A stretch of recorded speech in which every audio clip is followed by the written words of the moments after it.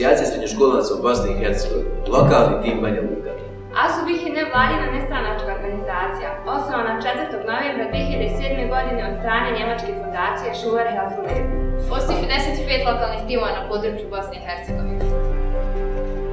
Vizija ASUBIH je da svaki srednjoškolac utiče na rješavanje problema koje se tiče.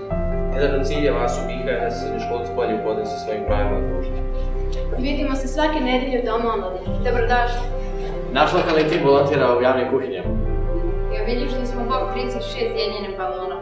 Našim sugrađanima dijelili smo besplatne zagrljanja preko krajnja, a i podizali smo kulturne svijest mladih. Ukoliko želite da učestvujete u našim akcijama i da se družite sa nama, možete da nas kontaktirate na našem Facebook ili Instagram profilu. Nemoj biti tih! Reci ASUBIH!